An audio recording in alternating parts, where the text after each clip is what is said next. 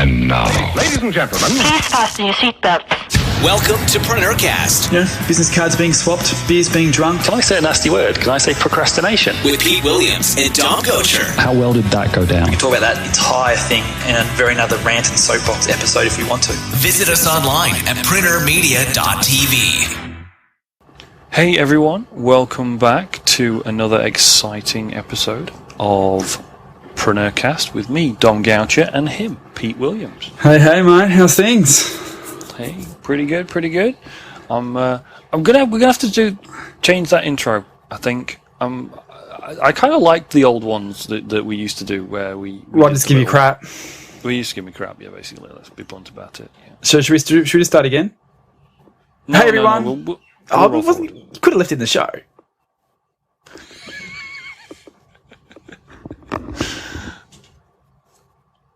So where do we go from now? I was just leaving an awkward pause there. I think I'm just going to leave that one and we'll just go. All right. Anyway, let's do the next intro next time. Yeah. All right. So this week, I could be in trouble from you. I think maybe, possibly. I didn't consult you on a tech decision, a video tech decision. You're not making it any better, really, are you? No. Okay. Let me give you some context for those who aren't part of the newsletter community that we've got. Probably wouldn't be aware of this, but I sent out a video last week because I was going to buy a new DSLR camera, one of those sort of swishy sort of cameras. You know, we've got one in the office that we use in the studio there and stuff, but I'm working from home more and more these days because, that 30-minute commute to the office now that we've moved is, not overly fun.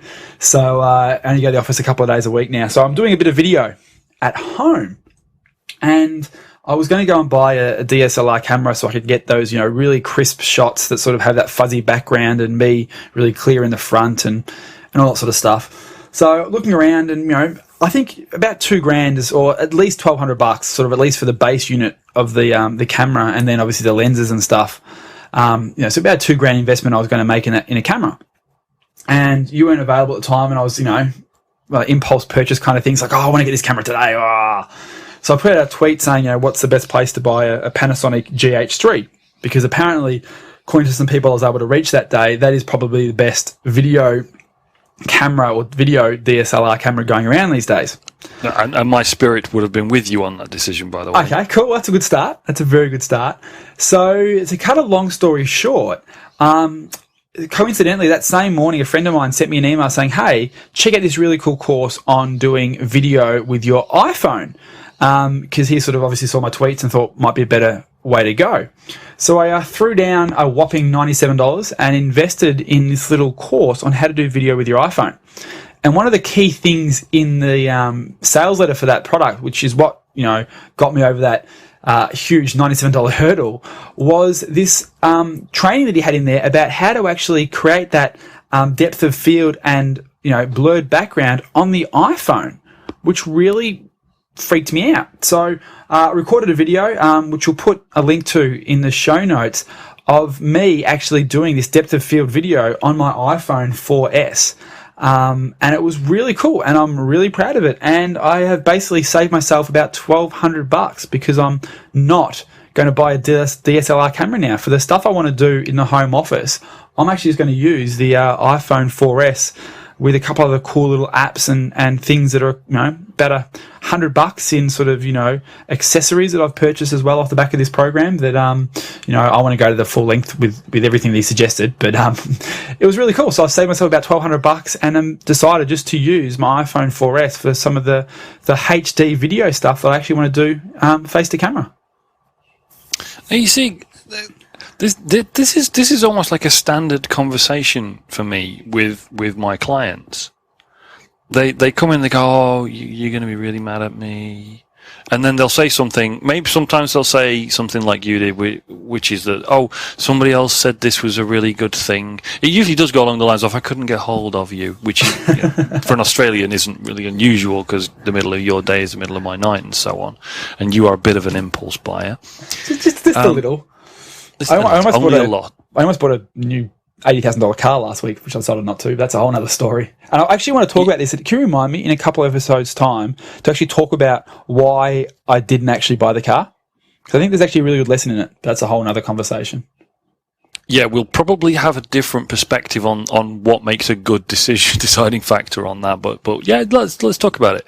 But this thing, you look for recommendations and you took them all on board, and then what you actually did was looked at what you needed. And okay, it was good that you got this information from this course, but I would probably have given you the same feedback that you got from the course if we'd have talked it through about your requirements. Yep. Because I have been a huge supporter of something that our friend Ed Dale talks about, which is I think he got from Chase Jarvis, which is that the best camera is the one that's with you. And your iPhone, you've already got the iPhone. It's probably saved you even more than the $1,200 that you'd estimated. Well, yeah. Well, really, the numbers I did was like it's $1,200 just for the camera. Then you got to buy the lens, which is about $600. Then I'd buy a case, which is $100. Then I'd buy a memory card, which is $50. Then I'd buy blah blah blah blah blah blah blah blah blah blah. Yeah. And then whenever you want to do anything that isn't exactly where you've got it all perfectly set up, you've got to pack it up and track it out there and rebuild it and re-put it back together again. And I find people find that stuff limiting. Whereas, got your iPhone in your pocket, fancy doing a video, bang, done. Yep. Exactly. So it's great. I mean, and basically, I can argue for the Panasonic GH3 for technical reasons and for whatever this, that, and the other. But in terms of, you want to produce more video, it has to be easy so that you will produce more video. Then, I think the iPhone solution is brilliant, and there's some great bits of kit out there now that you can get that are built specifically to support that. Yeah. Just to explain a little thing, by the way, because the thing that you got excited about would be lost on a lot of people, and I just do want to just explain it briefly. Yeah.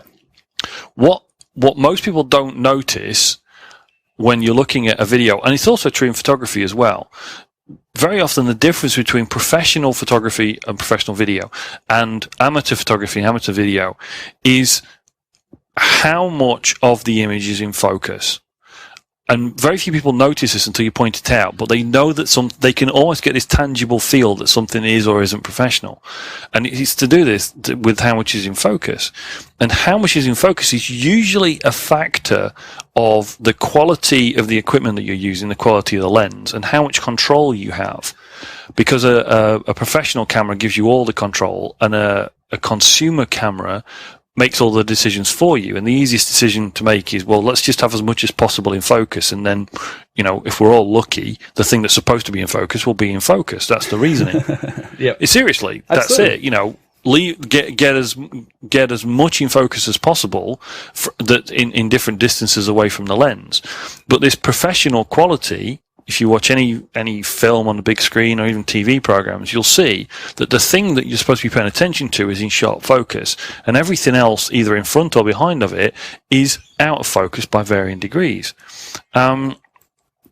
And yeah, it's actually it's for a camera geek like me, it's a very exciting thing for somebody to make it straightforward for a non-technical person like yourself.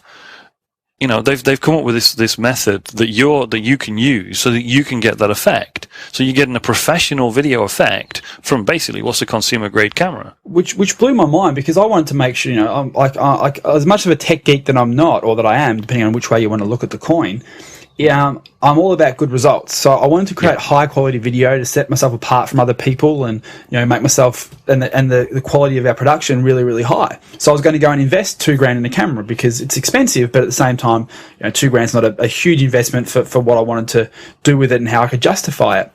But as you're absolutely right. I was able to get the exact same result, or 90% of the way to that result. You'll be able to tell if you watch the video when you go to the show.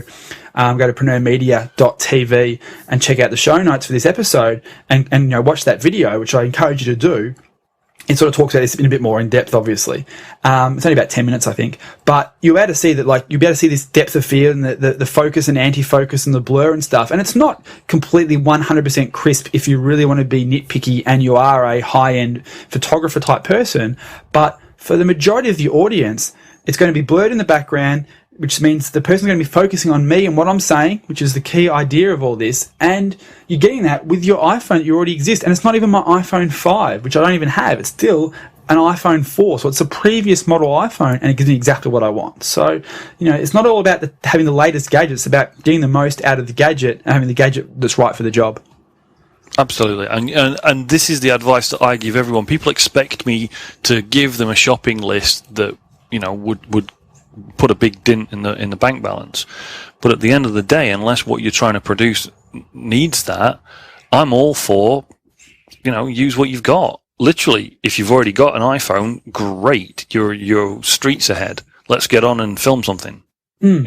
So I still fulfilled my impulse buying that day and bought a whole bunch of accessories and stuff that's recommended. Now, probably 95% of the stuff I actually bought is not really needed, but I still want to fulfill that urge I had. But the good thing is I bought a whole bunch of kit, probably 5 or 6 different individual items that is going to make stuff even more fun and enjoyable for me. That whole thing cost me $150, I reckon, max, of all the stuff, all the extra accessories I bought for this thing, because it's the iPhone.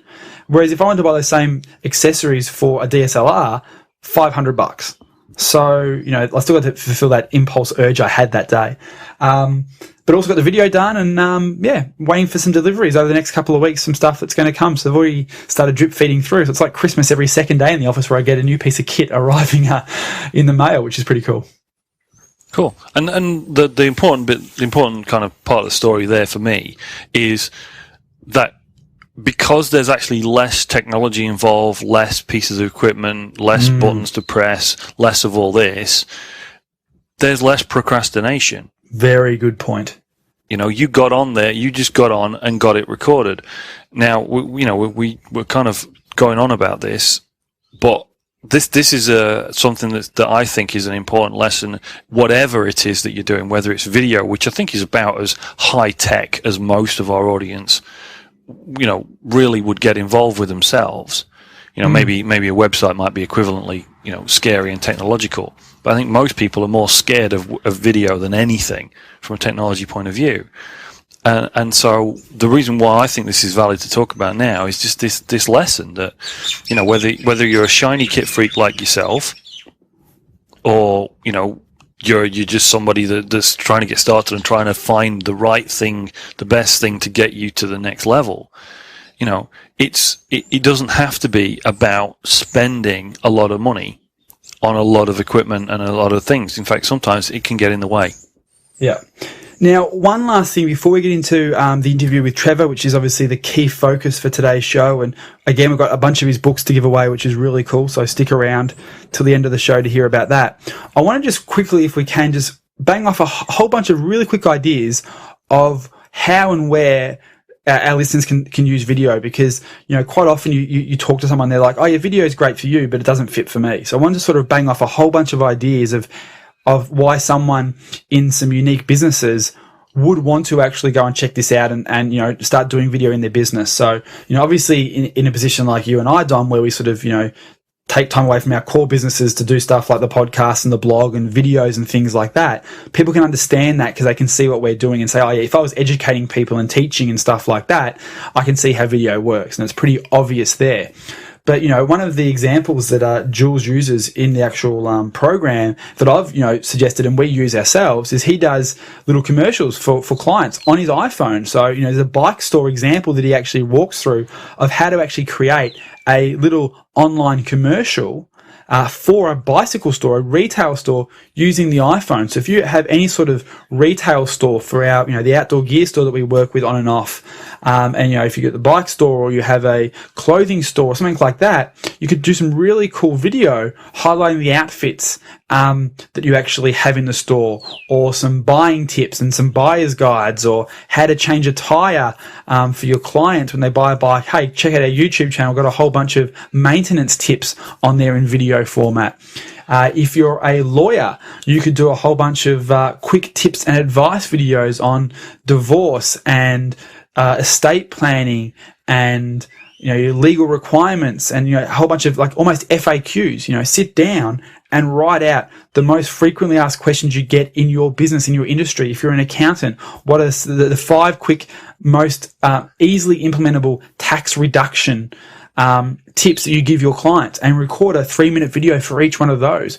Put it on your website, make it your blog posts, make it part of a YouTube channel. And, Dom, this is your world much more than mine.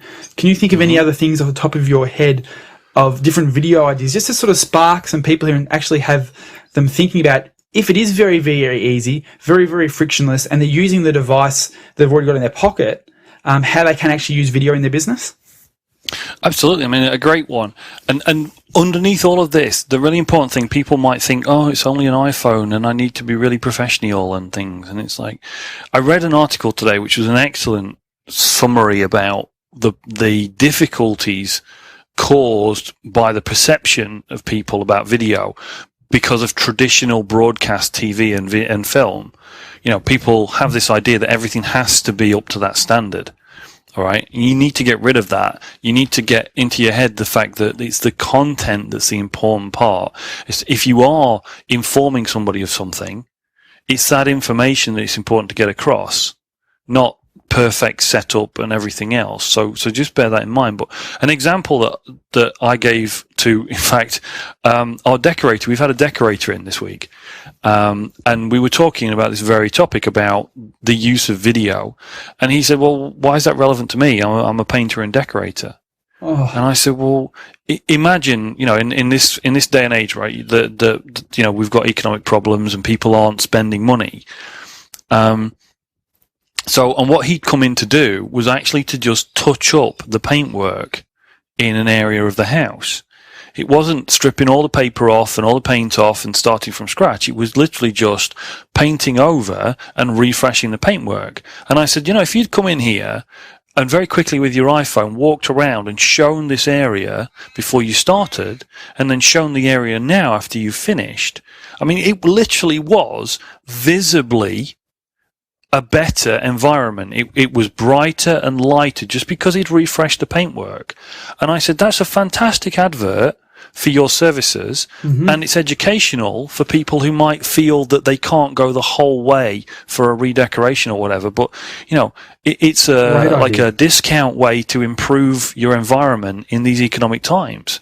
So you're doing a positive thing for people. You're giving them a bit of brightness in their life and whatever. And somebody's going to take you up on that. Somebody's going to go, hey, this guy's really helpful and really useful, and what a great idea! Come in and paint my hallway. Yeah. And you could have easily then grabbed the camera and gone, Dom, hey, we've just done your house. Can I get a quick testimonial off you? And you can really quickly, out of his pocket, record a 30-second testimonial, which Jules does talk about how to do in his program as well, which is really cool. I still can't believe he's only charging $97 for it, but something completely different. And a whole other issue, which we should talk about pricing one day on the show. But that's testimonials. We can do that with our phone system business. When our techs are out on site, we can do like the before and after videos, and just, how professional we are about rolling out the handsets, and testimonial videos from the clients. In the e-commerce site, we can sort of do a whole bunch of product videos. We can sit there and do unboxing videos for each of our headsets and show people how to unbox the product and connect it to their actual phones. We can do that all on the iPhone with high quality, high definition, and with some very easy editing on the iPhone. Have it cleaned up, introed, outroed, and pushed to YouTube all on our device, which is super cool. Absolutely. I mean, the testimonial thing was actually the next thing I was going to say, because I've recently been speaking with a great friend who does a lot of work helping small businesses in Tasmania. Michelle and Simon, and I'm saying that out loud. I'm giving them a shout out because Michelle listens to us while she's training for her marathons and triathlons and whatever else.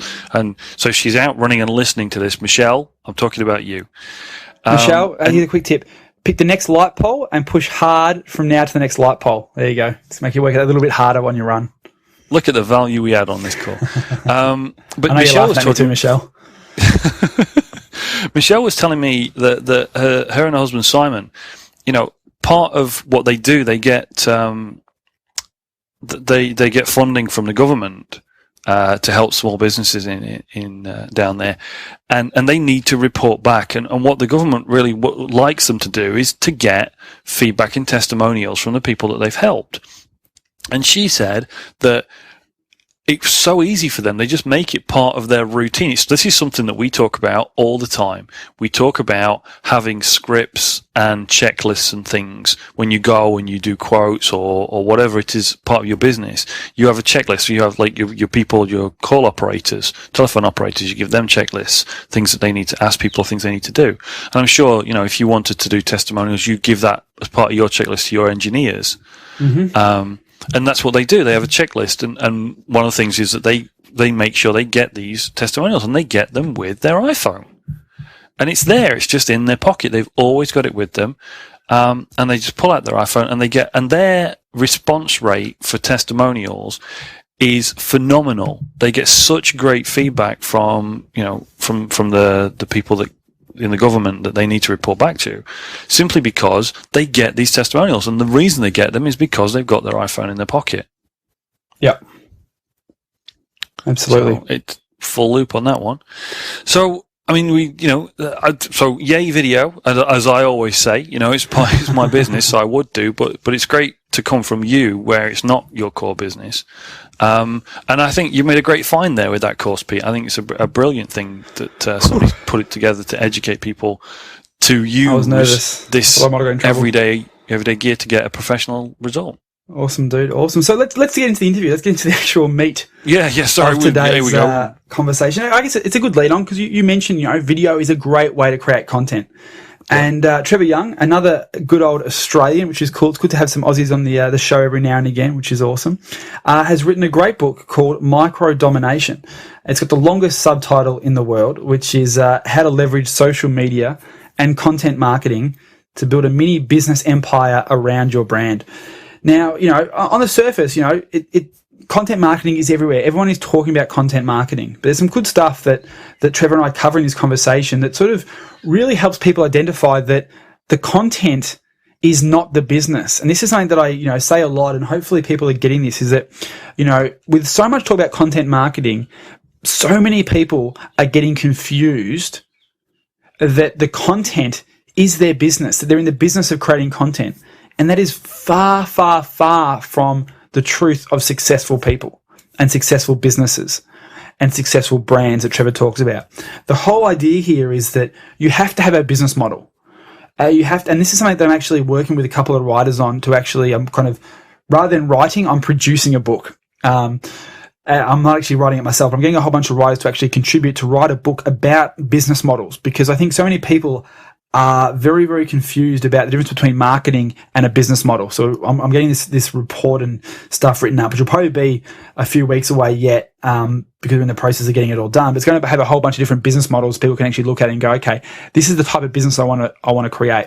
And then once you are clear on your business model, this is when social media and content marketing comes into it to drive eyeballs and prospects to your marketing funnel and your business model. The actual creation of the content, the blogging, the writing, the videos, the social media, that's not the business. That's the marketing of the business. And Trevor and I touch on that in this conversation. So make sure you look at it with that lens and that context on, because that'll hopefully make all this stuff that Trevor talks about in Micro Domination and we chat about here in the interview, in the conversation, a lot more efficient and effective for you guys. And as always, well, not as always, as we said in our last episode, moving forward with our authors, we're making sure we get copies of their books so we can give away to you guys. So stick around to the end of this interview with Trevor and find out how you can get a physical hard copy of Trevor's book sent to you in the post from me personally. So stick around to the end of the conversation. I'll let you know how you can do that. Well, Trevor, mate, thank you for joining us on PreneurCast. Thank you, Pete. How's it all been going? The book's been out a few weeks now and all going well?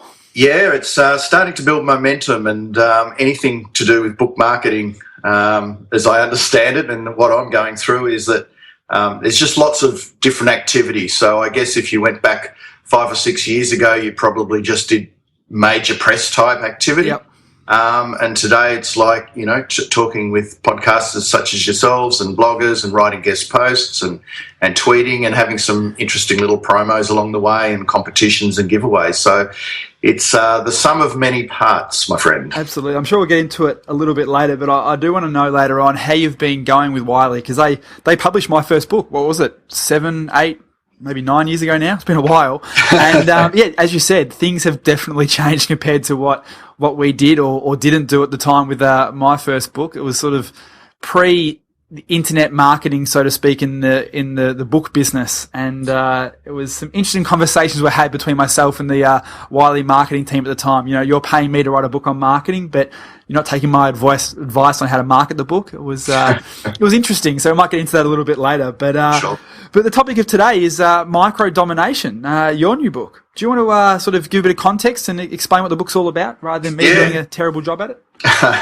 Well, you're right. It's called Micro Domination, and the title's a little bit abstract, but the subtitle is reasonably long, but says what it is, and it covers the whole cover of the book too, which is good.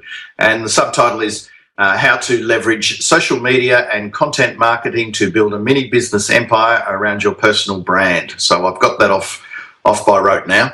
Very nice. So it's all about, obviously, as I said, let's break this subtitle down to give some good context maybe. So obviously it's all about social media and content marketing. So it's about using the web and all the platforms that are out there and available to actually build some sort of revenue stream and business around yourself and your voice and your message. Is that a fair rewording?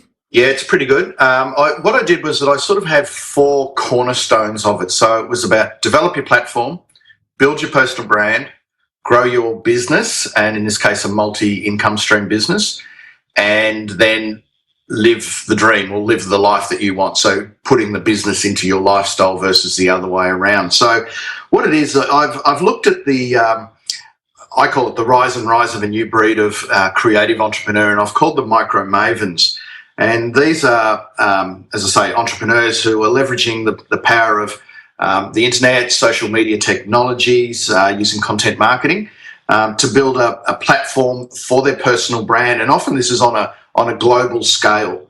But along the way, they are creating these flexible and sustainable businesses that they can operate literally from anywhere in the world. So some choose to just work from home. Others are choosing to create brick and mortar businesses.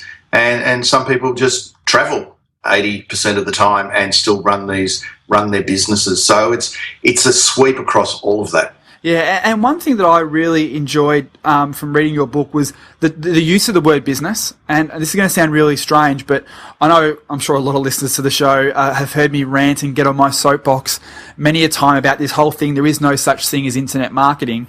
You're running a business of some sort with some business model that just happens to, in most cases, only use the internet as your path to market. And I think so many people who kind of write and talk are in the same sort of area as you. They're talking about, information marketing and internet marketing. And, I like your deliberate choice of the word business, because that's what it is. And I think, from my perspective, and I'd love your take on this, Trevor, is that the people who actually do think of it as a business and treat it as a business actually have more success because they're going into it with the right mindset. Is that a fair assumption from your research and things writing the book? I think so. And I think we're starting to see a lot more of that now. I think when a lot of these guys started, it possibly wasn't as much of a business, and the pioneers and the guys have been doing it for a while. They're now getting smarter and more strategic as they've gone along and learned things. Yep. So that's why people who are following in their footsteps and can learn their lessons from them, that's why they can now look at it more strategically and as a business. So yes, the guys that are out there doing it now have, they've been in this space for a number of years. You look at someone like Darren Rouse, who's pro blogger. When he first started blogging, there was certainly no business model there. But as he sort of got into it and built an audience and learnt the ebook publishing trade and that type of thing, the businesses have started to organically grow. So I think that's where we almost owe a debt to these micro mavens is that they've been paving the way, and we can learn a lot from them. So obviously, Darren's a great example, but I guess to give it some more context for the people who obviously haven't read the book yet and don't know what they are and who they are and what they actually do, it's generally all about these micro mavens doing blogging as their primary sort of platform. You sort of said before that the first thing you need to do is establish your platform. Is it generally around blogging in sort of the analogies and the way you're talking about it? Yeah, I mean, everyone's got a blog of some description now. Some might prefer to podcast more. Some might prefer to use video or do video interview shows. Yep. But the blog is a hub, and they've all got that. But the other thing is that platform also includes your followings on social media channels, your email database. So the aggregated audience across all of those channels is your platform. So there's multi-arms, but yes, they have all got a content hub from, had they not started on with that, they probably would never have got the audience that they got. So, a blog is very good at between the blog and the content marketing side, and for blogs, say podcast or video, and the social media channels, it's the combination where you can start building a community of fans, followers, advocates, supporters, enthusiasts for what it is you do. You can start doing that on a global scale, and that's when you can start taking it to another level, because the people who do like you also promote you and share your content, which allows you to grow even with even more scale. Yeah. So from a traditional sense, looking in on this, generally this whole micro maven and micro domination model is fundamentally a publishing model. Is that correct? So you're becoming a publisher of content through a blog or a podcast, and obviously then getting that content out through the social media platforms and things like that. So when looking at it from a business model perspective, you are fundamentally talking about publishing and becoming a publisher on the internet. Correct. I mean, the publishing allows you to earn the attention of people. Yeah. If you're a solo professional, working from home, it's very hard to reach a broad audience through advertising. So by finding your niche and what you stand for, and understanding your space and participating and creating content with passion and zeal and being out there and connecting with people. It's not just about putting the stuff out there, but it's about creating the content and going to meetups and a lot of what you do online should be replicated offline as well. So it is pretty much the combination. But content, yes, you're right, is at the heart of it, and giving out good, free, premium content again and again and again. Brian Solis is one of the micro mavens I cover in the book, and he's written a number of books, bestsellers, and he's with it's not a trends consulting, but it's a consulting firm called Altimeter Group, a research and consulting firm, and he calls it relentless giving. And I like that, because that's a certain mindset to be able to do that again and again and again and again. And I think in a traditional sense, people with information loathe to give it out. Absolutely. So there is I'm trying to find another word except for paradigm, but unfortunately I'm going to have to drop that one in. It's pretty much a paradigm shift. Yeah. And I think too, this is again my take, and I'd love your your take on my take, for want of a better term as well, is that a retake. A retake. There you go. I think the use of the term content marketing is actually used really bad in this sort of sense, in that the way I look at it, if you're a traditional business, you might sell, hypothetically, rock climbing. You're a rock climbing retailer or e-commerce site.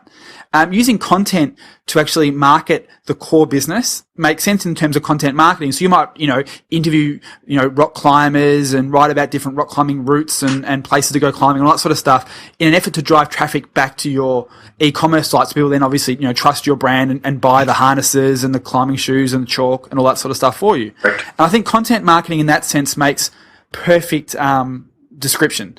Whereas I think, this is my personal take, is when people who are becoming publishers as their business model, in the case this micro maven type business they're trying to build, is, I don't believe it is content marketing. You are just becoming a publisher, and that is what you do. You publish content. It's not about marketing. You have to then take the next step and market that content you've written.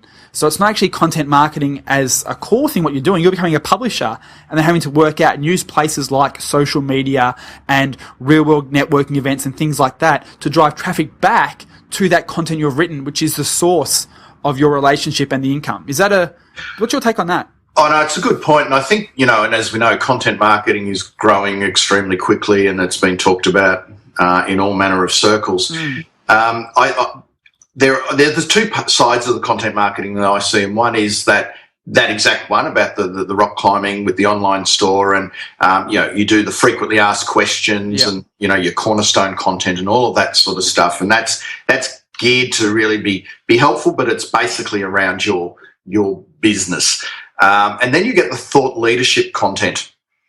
So this is content where you're putting your ideas out there. You're gaining probably more of a following because it's, you go down a certain path, and people who share your worldview in your industry or your space that you operate in, they're the people that are starting to follow you. So there is a bit of, I think there's sort of starting to see a splinter of that. And thought leadership content's been around. I've been in public relations for 20 years. We were doing it 20 years ago. It's just now that the barriers to entry from a technology point of view have plummeted, and people's behaviours have changed. So their media consumption habits have changed. But if we look at our rock climbing guy now, perhaps you haven't got a business yet, but you're a rock climbing enthusiast. And you know people, and you've setting up a blog or a video TV show on rock climbing and how to do it, and interviews with other rock climbers, and you cover events and all of that sort of stuff. So you become a go-to resource and a go-to person for rock climbing. In that space you're starting to become a micro maven. You're putting your content out there. You're becoming a thought leader in that space, a go-to resource. Now, if I look at the micro maven, they're probably doing that first out of passion, and then they work out a way to monetize it. Whereas the other way, you've got the business first and you're using content to market. And so I think that's probably the key distinction between the two. And I think that's a great distinction. This is an issue that I see so often talking to people at events or wherever it might be, is that they go into this micro maven business model, so to speak, where you are sort of, monetizing content, purely aiming to actually generate revenue. They don't sort of go about it from a passion perspective. So they want to go into writing about, let's say rock climbing as an enthusiast, quote unquote, with an aim of actually, monetizing that, but they have no business model of how to actually monetize that in mind before they start. So I see how it works really, really well for, the Darren Rouses and the guys, the original Mavens that you spoke about before, who started writing it from a passion and built up an audience off the back of their passion and then finally monetized it. But for most of these people, it was 2 or 3 years of consistent content production and publishing this sort of stuff before the revenue really came in on any significant level. Is that a fair point?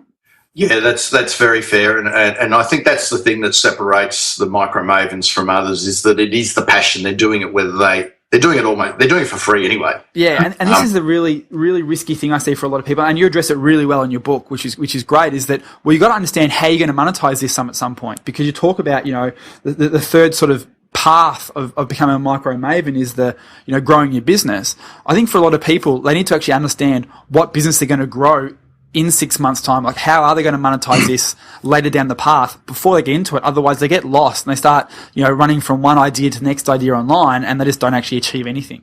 Yeah, well, I think with micro domination, what I've attempted to do is, by showing what people have done before them, that you possibly will cut down. The path is set out. Now, it's probably not a, even though I've called it a blueprint, I think in the contents, it's probably more of a laying of the breadcrumbs. And these are the things that you can do, and based on what these other people have done in advance. So, if you're let's go back to I like the rock climbing one. I might start using that one. Our rock climbing friend, and okay, so they're passionate about it. They do it on the weekend. Maybe they're, they work in a call centre, or they've got a gig somewhere else.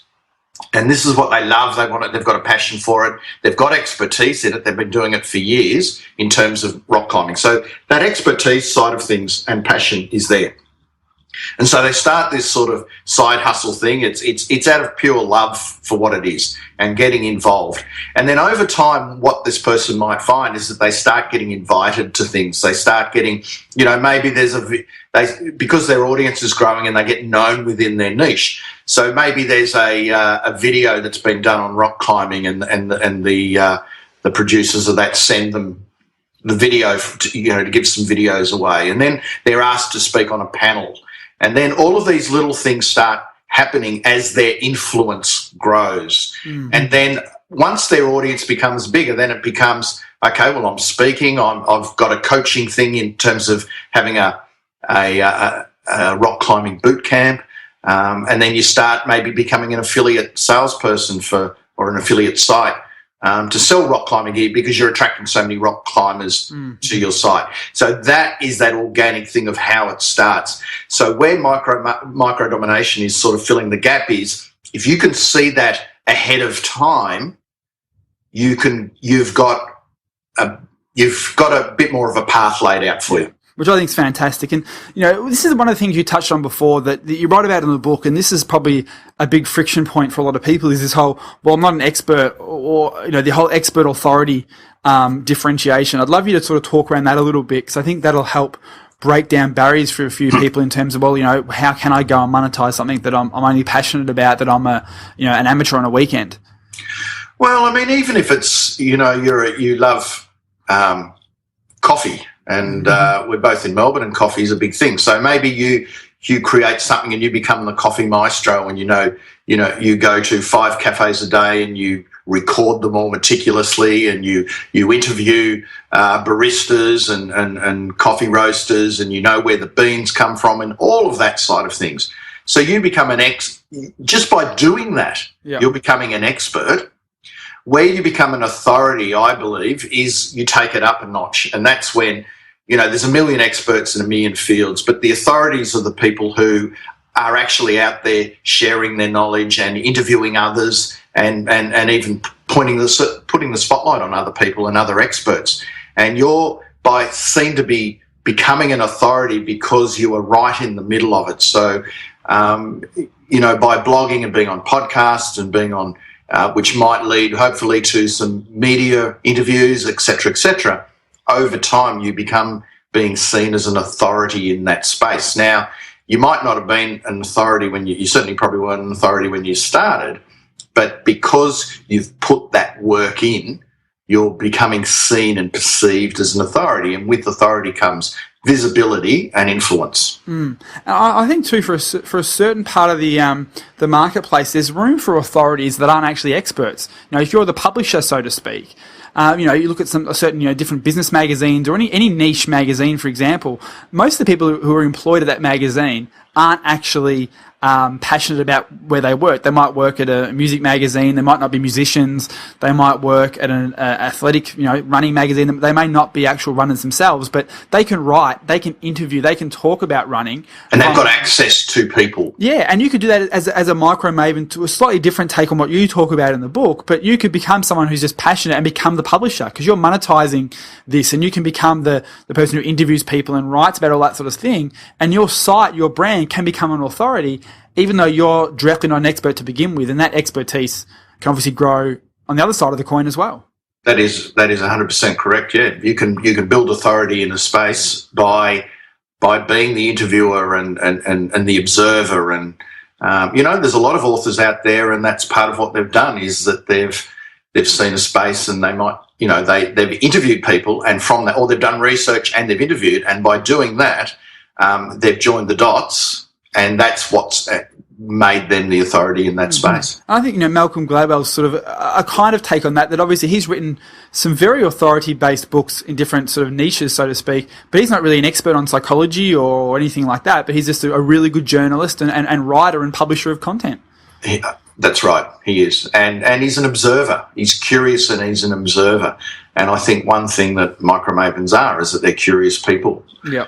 So in terms of taking this to the next level then, and actually, building out your brand, so how do you actually go about, once you take that, authority or expertise, whatever it might be, actually trying to, build that brand out? What is some of your advice for that? Well, I think once you've so the content is an ongoing play. So it's a matter of becoming better and smarter with your content, and building it and building that audience. So the content is an ongoing, relentless thing, as Brian Solis would say. I find a book, and all indications and every bit of research that I've seen is that having a book enhances your credibility and builds your brand. Absolutely. It's validation of your thinking, the fact that you've had to put one together, as you know what it's like.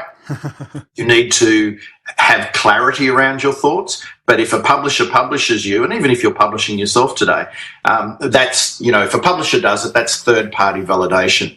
And, it's not that easy to get a publisher. So, a book, whether you self-publish or not, is a big calling card, is a big business card. But the other thing is that it's, if I look at all the micro mavens, I think virtually all of the ones that I looked at, there's about 26 of them. And I've, looked at hundreds as well. I've only just picked 26. They've virtually all got books. Mm-hmm. So that's a key thing. That's a critical thing. And from the book, then you've got something to talk about that, you've got themes and ideas to be shared and discussed, and that takes things to a next level. I think using social media to connect with people and not just push stuff out, but to obviously share links and information and to help people and to connect is very important.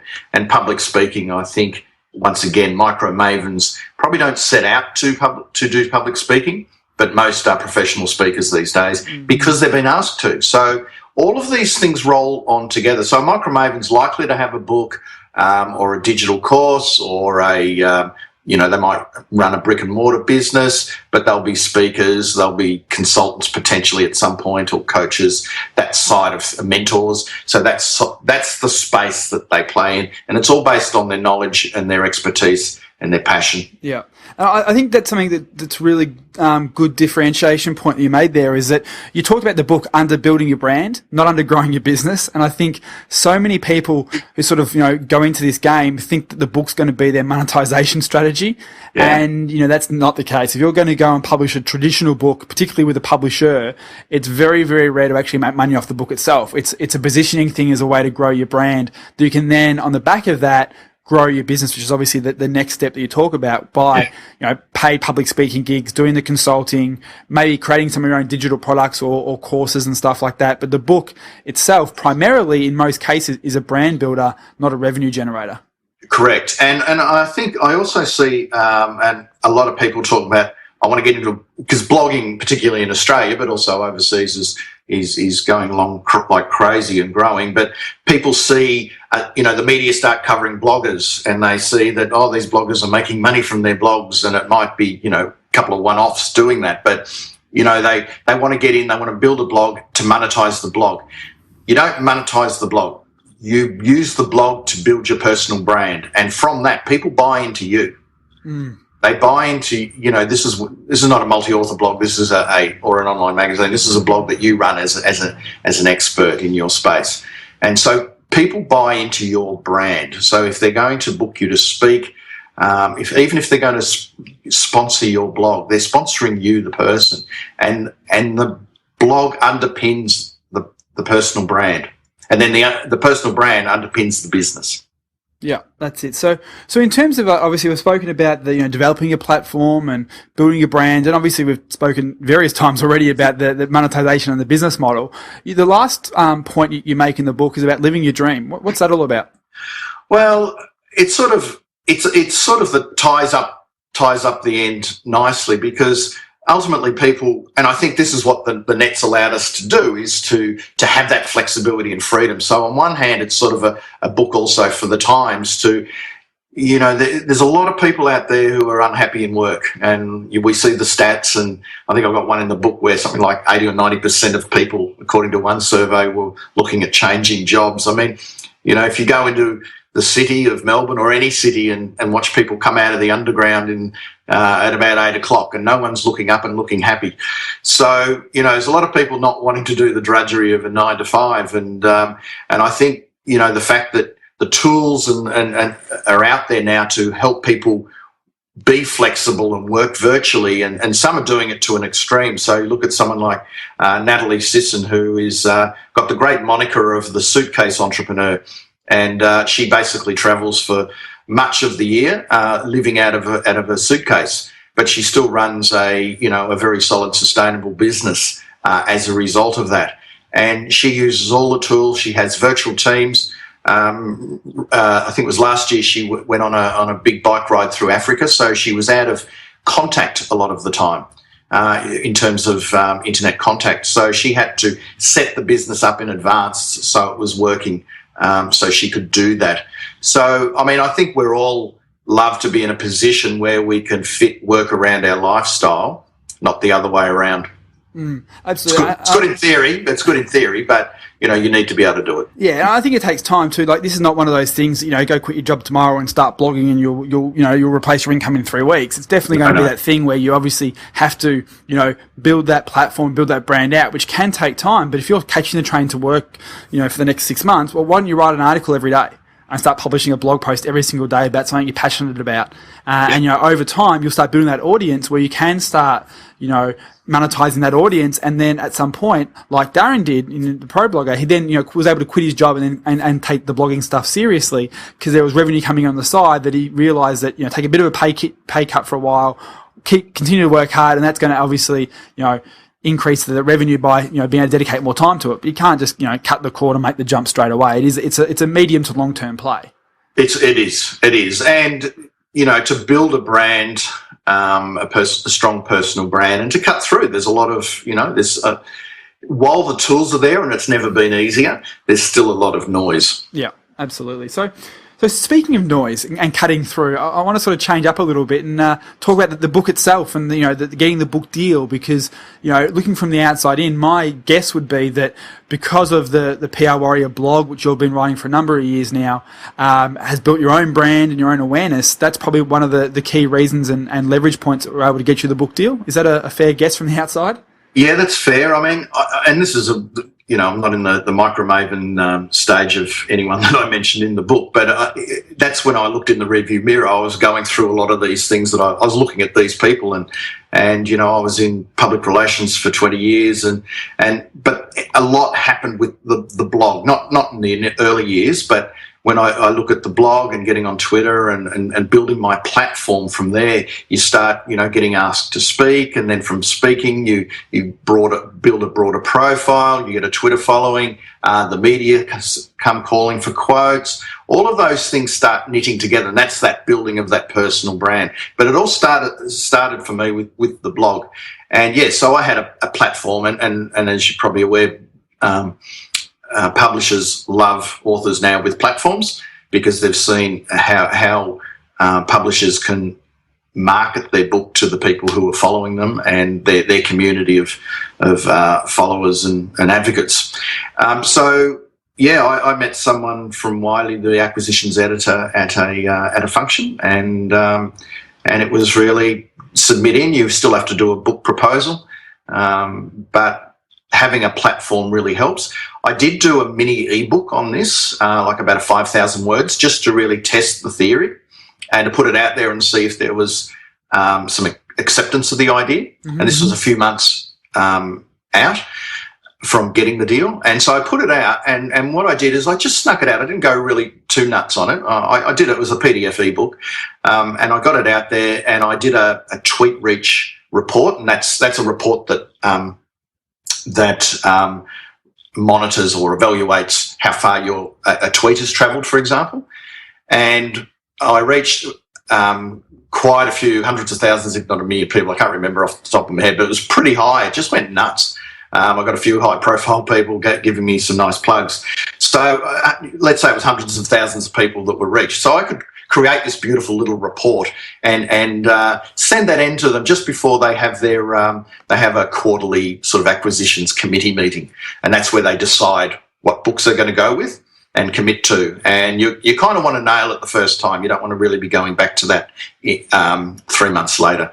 So that was something that I had there, that's saying, well, I've put out a little mini ebook that discusses the themes in a really broad sense, really good take up. And look at the Twitter coverage we got, for example.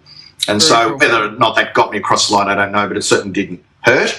And I guess I'm lucky I'm in PR that I could put together a reasonable case in terms of the marketing. And to be honest, I really feel for authors who haven't done any of this in their life, because it's pretty daunting for me, and I've been doing it for 20 years. And so if you haven't, it's pretty tough stuff. So once that was it, we got the deal, started pretty much straight away. I wrote it in 3 months, had about a week's break before the editing started, and that was just before Christmas last year. The editing process is pretty full on. And I had advance copies, so they send them over, a handful of advance copies by the end of January. Yep. So this whole notion of big publishers being slow probably knocked that one on the head, because that was pretty damn quick, So started in August, and by the end of January had a preview copy in my hand. Fantastic, mate. So how have you gone about taking it from that, January preview copy all the way through to being on the bookshelves and in airports and that sort of stuff that it is now? What have you done to actually market the book? Obviously, appearing on shows like this and stuff is obviously getting you a lot of exposure, which is great. And obviously we encourage the audience to go out and check out the book and things like that. And the website's, I'm guessing, microdomination.com. Microdomination.com is a blog that I'm sort of setting up to discuss the themes and to keep the brand going. Yep. So that will be an ongoing thing because there's so many themes and so many elements involved. So the goal there is to make that almost a sub-brand and a multi-author blog. So I've put some cornerstone content on that really, expresses what the book's about. But there is a book website, just a very simple one called microdominationbook.com, and it's got a free book excerpt and all of those sorts of things and where you can buy it. So I just didn't want to confuse the two too much. No, very cool. So what else have you been doing? So as you're probably aware, in these days of books, you don't, in terms of book marketing, you start marketing early while you're writing the book, and you take people along the journey with you. And so in social media tools allows you to do that. So when you're looking at the cover, give people a sneak preview of the cover. If you've been interviewing someone or writing or doing some research, and then you can talk about them online and say, I've just been researching this great micro maven, and she's got interesting things, and then do links to them. So you're always putting out little tidbits along the way in advance. So that reaches a certain amount of people, but certainly not a major amount of people. But my theory or my strategy was to hit my community and get a bit of ripple effect happening from that point, from that perspective. We had a launch event in the week before Easter, and that was just as the book was just about to hit stores. And I was lucky enough to be able to get several of the micro mavens who I've covered in the book. So pro blogger Darren Rouse, Valerie Koo, who I know you've had on the show, the author of Power Stories. Yep. And Nicole Avery, who writes a blog called Planning with Kids, and she's a real shining light in terms of the micro maven in Australia and what she's doing. And so we had the three of them on stage, and as a panel, and I was on stage too, and we discussed elements or themes again of the book, because it's about the themes that people are interested in, not necessarily the book per se. So it's not about shoving the book in people's faces. It's about discussing the themes and attracting people to the launch event who are interested in those themes. And so it was producing of content. And so from that, we trended on Twitter, we got more blog posts. So that was probably a bit of a linchpin underpinning everything. And now it's doing lots of guest posts for blogs, podcasts, which I love podcasts. So very happy to do any or all of those, and traditional media stuff. So I was on Sky Business News last week, been on radio, that type of thing. So there will be traditional media as well. So I'm not someone to say it's all online. I think traditional media is still very powerful. Absolutely. But now we've got multiple channels. Very, very cool, mate. Well, let me ask you one final question, and it's the same question I ask every single guest we have, and that question is, what is the one question I didn't ask you that I should have? That's it's time, everyone, don't worry. The one question I think we could have delved more into is the, I think, how people get going on a blog and what's the first thing that they do. Okay, so what is that first thing they do? Let's delve into that. Yeah, I think I like the idea of being on Twitter and some of your social channels first. So if you're not on that and you go straight to a blog, I think it's really good to be doing it in parallel, but at least be on. I think Twitter to me is still the number one thing to broaden your reach and your network. And while I was planning a blog, if I wasn't on Twitter, or even if I was, I'd be upping the ante and really getting involved in Twitter, because that allows you to connect with people globally who in all likelihood you would never get to meet, and start gravitating to people who are in your space and you're interested in. So when your blog does get up and running, you've got some people already to talk to about it. Yep. So it's about building your audience before you need it. Very, very cool. Yep. Yeah, awesome, mate. Well, Trevor Young, author of Micro Domination, mate, really do appreciate your time coming on the show. It's a great book, and I really encourage everyone to check it out, and microdominationbook.com. Thank you very much, Pete. That was great, Pete. I really was glad that you talked to Trevor about the content marketing thing, because it is an up-and-coming topic. A lot of people talk about content marketing. But there is this perception, you said it, we said it in the intro, and you and Trevor, I think, discussed it quite well. But there is this perception that the content is the business, and that's a very rare thing. The reality of it is your business is your business.